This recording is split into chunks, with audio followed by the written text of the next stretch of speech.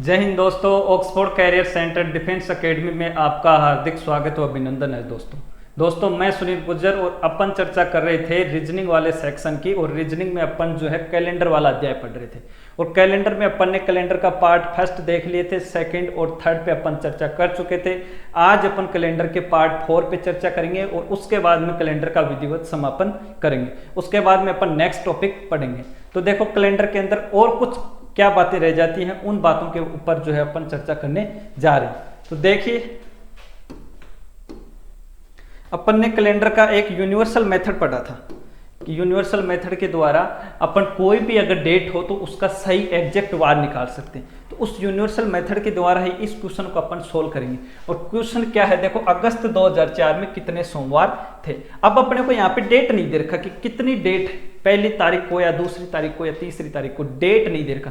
जब क्वेश्चन में आपको अगर डेट नहीं दे तो आपको हमेशा और हमेशा कितनी तारीख माननी, 1 तारीख माननी। तो देखिए अपन 1 अगस्त 2004 का अगर वार निकालेंगे, किसका, 1 अगस्त 2004 का, कि 1 अगस्त 2004 को कौन सा वार था।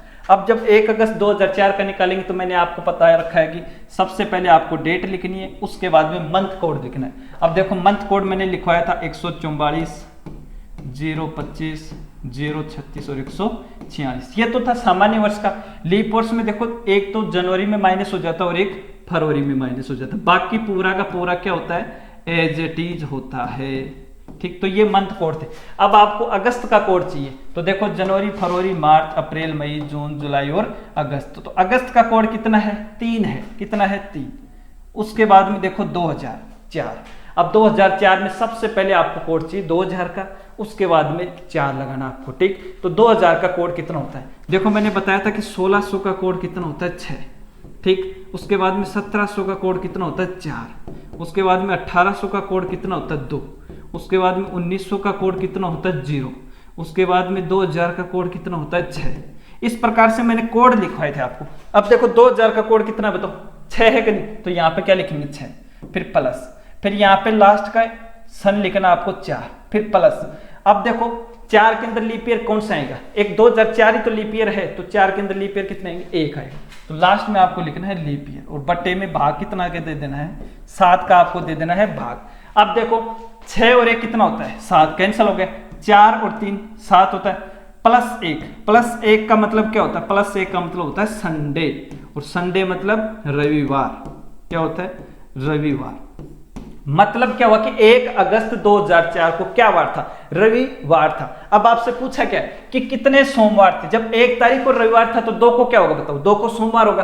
तो मतलब पहला सोमवार 2 तारीख को, फिर 2 में जैसे 7 जोड़ोगे तो 9, फिर 9 और 7 कितना हो जाएगा, 16, फिर 16 और 4 20, 20 और 3 23। ठीक, उसके बाद में इसमें 7 जोड़ोगे तो 30। ठीक है, तो इस प्रकार से देखो कितने सोमवार आए, 1 2 3 4 और 5। ये प्रश्न में आपसे पूछा है कि अगस्त 2004 में कितने सोमवार थे। ठीक है, तो पहला सोमवार कितनी तारीख को पड़ा, 2 तारीख को, दूसरा 9 को, तीसरा 16 को, चौथा 23 को और पांचवा जो है वो 30 को। अब इसी क्वेश्चन में देखो और क्या पूछ सकता है, इसी क्वेश्चन में आपको पूछ सकता है कि बताओ पहला जो सोमवार है वो कितनी तारीख को पड़ेगा। तो तुम आसानी से बता सकते हो कितनी तारीख को पड़ेगा, 2 तारीख को पड़ेगा। तुमसे इसी क्वेश्चन में पूछ सकता है कि बताओ दूसरा सोमवार कितनी को पड़ेगा, 9 तारीख को। इसी क्वेश्चन में तुमसे पूछ सकता है कि बताओ तीसरा सोमवार, तो 16 तारीख को। इसी में पूछ सकता है कि बताओ चौथा सोमवार 23 तारीख को, 5वां सोमवार 30 तारीख को। इस प्रकार से इसी में जो है कोई भी क्वेश्चन अगर आपसे पूछे तो इस प्रकार से आप इसको सोल्व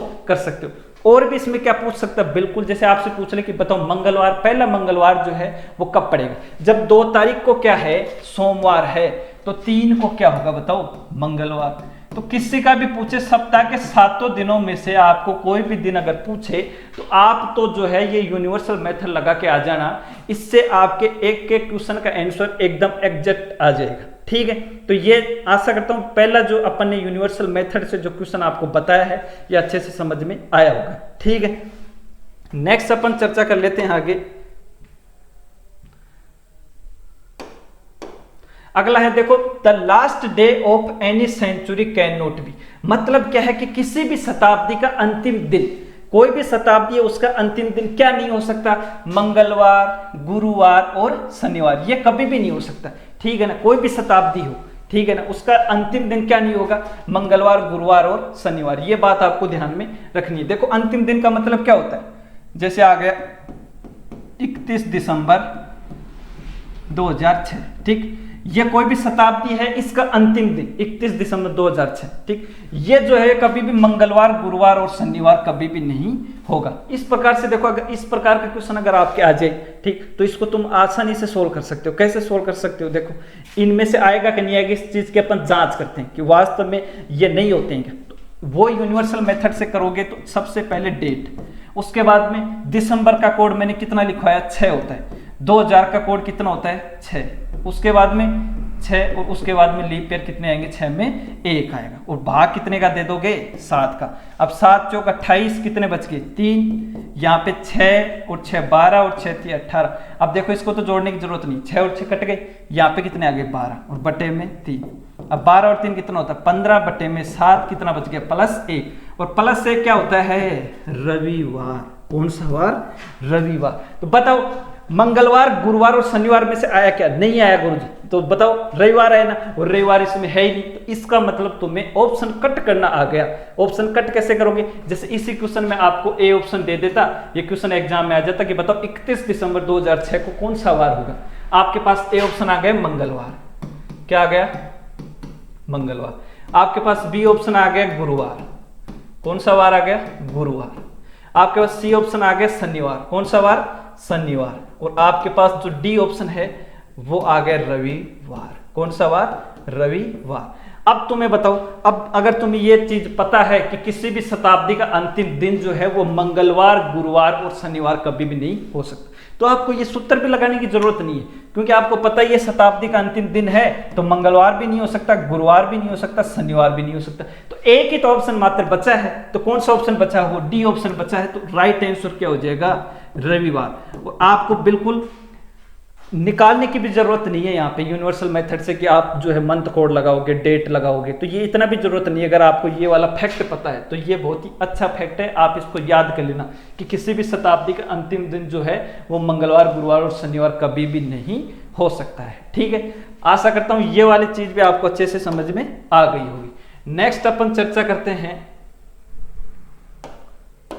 अगला। देखो, पहले 100 वर्षों में लीप वर्षों की संख्या, पहले 100 वर्षों में अगर लीप वर्षों की संख्या पूछे तो कितने आएंगे, 24 आएंगे। कितने आएंगे, 24 आएंगे। कैसे आएंगे गुरुजी 24, बिल्कुल हमें बताओ आप। तो देखो कैसे आएंगे 24। अब देखो जैसे 100 है, ठीक, 100 में आप 4 का भाग दोगे। किसी भी शताब्दी के अंदर अगर आपको लीप वर्ष चेक करना है ना तो आपको 4 का भाग देना पड़ेगा। कितने का, 4 का। 4 का क्यों, क्योंकि लीप वर्ष हर 4 साल बाद में रिपीट होता है, ठीक है, इसलिए 4 का भाग देते हैं। अब जैसे 100 में 4 का भाग दोगे कितना आया, 25। अब गुरुजी यहाँ तो 25 आ रहे, आपने 24 बताया, मतलब गलत बता दिया। नहीं, गलत नहीं है, ठीक, 25 आ रहे, लेकिन जो 100वां जो साल है, 100वां साल, ये साधारण शताब्दी वर्ष है। क्या है, साधारण शताब्दी वर्ष है। इसको आप नोट लगा के याद रख लेना कि जो 100वां साल है ये साधारण शताब्दी वर्ष है। 100वां साल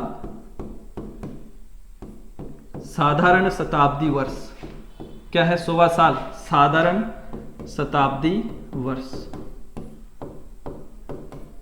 साधारण शताब्दी वर्ष होता है। मतलब क्या है, 100th century is normal century year, century year. मतलब जो साधारण जो 100वां जो साल है वो साधारण शताब्दी वर्ष है, लीप वर्ष नहीं है। अगर लीप शताब्दी वर्ष होता तो ये जो है कितने हो जाते, 25 हो जाते। इसलिए 25 में से एक क्या हो जाएगा, कम हो जाएगा, और उत्तर कितना आ जाएगा, 24। इसलिए जब भी एग्जाम में आए कि बताओ 100 सालों के अंदर लीप वर्षों की संख्या कितनी होगी, तो कितने बताओगे, बताओ 24 बताना है, 25 कभी भी नहीं बताना है। ठीक, अगला देखो, 100वां साल एक साधारण शताब्दी वर्ष होता है। बिल्कुल अभी ये नोट लगा कि ये बात लिखिए, 100वां साल साधारण शताब्दी वर्ष होता है। ठीक, उसके बाद में पहले 400 सालों में लीप वर्ष, पहले 400 सालों में लीप वर्ष कितने होते हैं, पहले 400 सालों में लीप वर्ष देखो अगर 1 से पूछे तो हो जाएंगे 97। देखो कैसे होंगे, अगर आपसे पूछे कि 1 से लेके 400 तक बताओ लीप वर्ष कितने होते हैं, तो गुरुजी होते हैं 97। कितने होते हैं, 97। लेकिन अगर आपसे पूछे कि 100वां साल 400, तो 400 में पूछे, जैसे आपसे पूछ लिया, क्या हो गया भाई,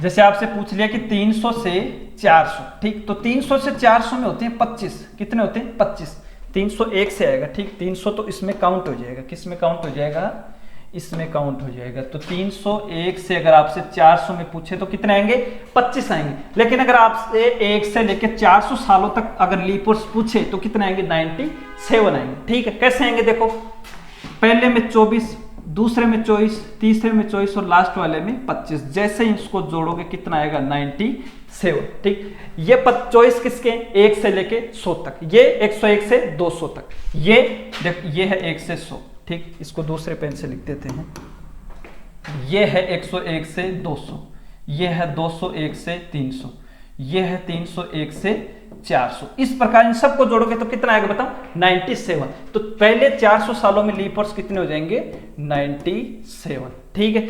ये बात भी आपको अच्छे से समझ में आ गई होगी। नेक्स्ट अपन देखो चर्चा कर लेते हैं, नेक्स्ट अपने क्या रहेगा, अगला है 400वां साल पहला लीप सेंचुरी ईयर होता है। बिल्कुल देखो, ये अभी अभी मैंने बताया कि 400वां साल जो है वो पहला लीप सेंचुरी ईयर होता है, ठीक। देखो कैसे होता है, जैसे 400 है, इसके अंदर आप भाग दोगे किसका, बताओ 4 का, तो बताओ पूरा पूरा जा रहा है कि नहीं जा रहा, जा रहा है, बिल्कुल जा रहा है। तो लेकिन क्या शताब्दी वर्ष में लीप वर्ष चेक करने के लिए 4 का भाग लगता है, नहीं गुरुजी, कितने का लगता है, 400 का भाग लगता है। अगर आपको देखो साधारण वर्ष लीप वर्ष चेक करना है, ओनली लीप वर्ष, तब तो आपको भाग देना 4 का। लेकिन अगर आपको लीप शताब्दी वर्ष, लीप सेंचुरी ईयर अगर आपको चेक करना, तब आपको भाग देना है 400 का। कितने का देना है, 400 का। तो 400 का भाग जैसे आपने दिया तो यहां पर बताओ क्या आएगा उत्तर, 1 बार आएगा। कितनी बार जाएगा, 400 एकम 400।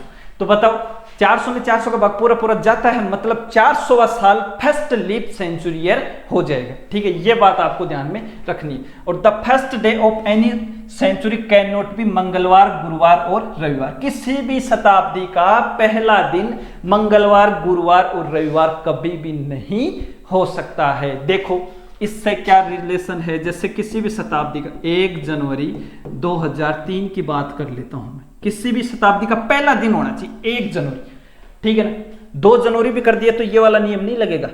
अगर किसी भी शताब्दी का अगर पहला दिन आपसे पूछे तो किसी भी शताब्दी का पहला दिन जो है वो मंगलवार, गुरुवार और रविवार, ये कभी भी नहीं हो सकता। इस चीज को आपको ध्यान में रखना, ठीक। अब देखो वास्तव में नहीं होता क्या गुरुजी, प्रूव करके बताओ, तो देखो प्रूव करके बता दें।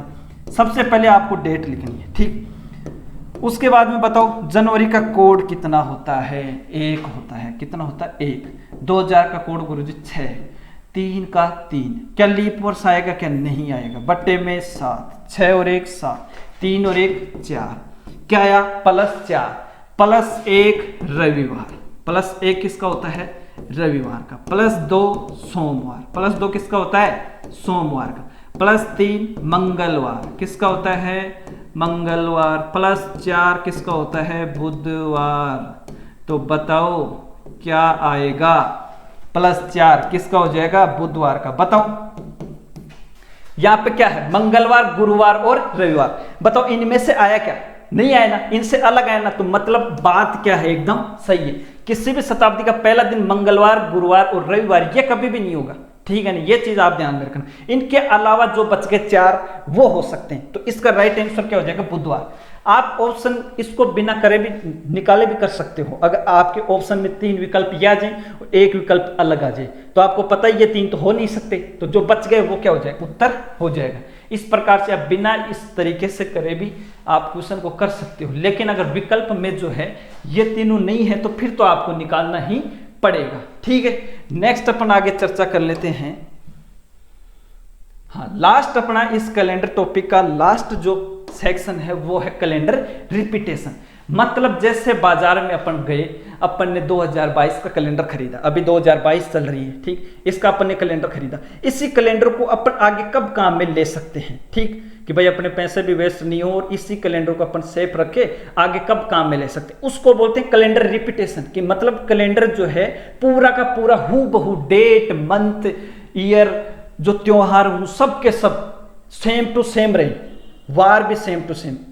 तो ऐसा कैलेंडर, इस सेम कैलेंडर को कब काम में लें कि पूरा का पूरा वार, महीना, तारीख सब कुछ सेम हो, ठीक, तो वो होता है कैलेंडर रिपीटेशन। मतलब यही कैलेंडर कब रिपीट होगा, दोबारा से कब रिपीट हो। तो देखो कैलेंडर रिपीटेशन, कैलेंडर पुनरावृत्ति अपन देखेंगे। Any leap year in a century, मतलब किसी भी शताब्दी का, ठीक है ना, लीप ईयर से शुरुआत करनी है। एनी लीप ईयर, आपको कहां से शुरुआत करनी है, लीप ईयर से शुरुआत करनी है, ठीक है। रिपीट आफ्टर मतलब कितने दिन बाद में रिपीट होगा, 28 साल बाद में। कितने, 28 साल बाद में। 28 दिन नहीं है, 28 साल है, ठीक है ना।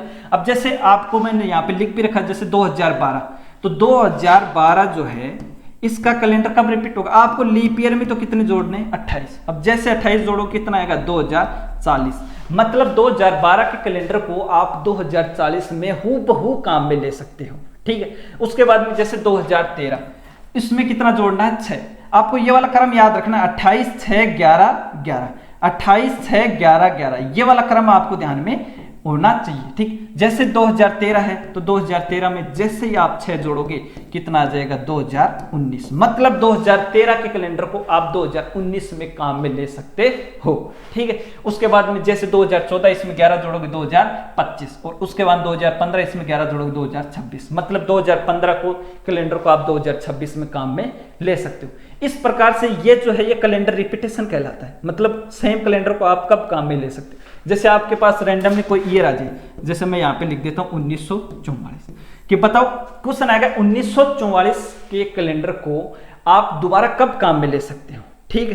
कि 1900, अब एग्जाम में तो ऐसा आएगा नहीं, एग्जाम में क्वेश्चन आएगा कि 1944 1944 के कैलेंडर जो है वो कब रिपीट होगा दोबारा से। तो कब रिपीट होगा बताओ, ये सामान्य वर्ष है कि लीप वर्ष, ये तो लीप वर्ष है। तो लीप वर्ष में कितना जुड़ता है, 28 जुड़ता है। देखो लीप वर्ष में कितना जुड़ रहा है, 28 जुड़ रहा है। तो जैसे इसमें जोड़ोगे 8 और 4 12, 1 4 2 6 और 1 7, और ये क्या आ जाएगा 1972। तो मतलब कब रिपीट होगा ये, 1972 के अंदर 1944 का कैलेंडर हूबहू रिपीट होगा। जैसे अब 2022 का निकाल के बता देता हूं आपको कि 2022 का कैलेंडर कब रिपीट होगा, गुरुजी बताओ।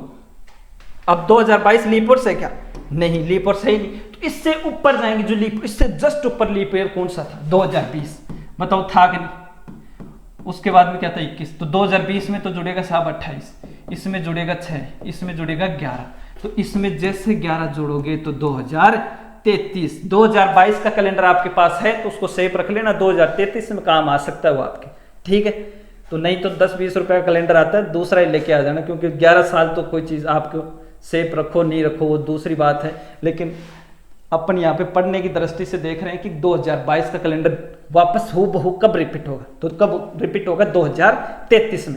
इस प्रकार से अपन ने आज कैलेंडर के पूरे 1 से लेके 0 लेवल से लेके हाई लेवल तक के जितने भी प्रकार के क्वेश्चन कैलेंडर के अंदर बनते हैं या आगे बन सकते हैं उन सब पे अपन ने डिस्कस किया। नेक्स्ट अपन चर्चा करेंगे अगली क्लास में। तब तक के लिए सभी साथियों को जय हिंद, धन्यवाद, राम।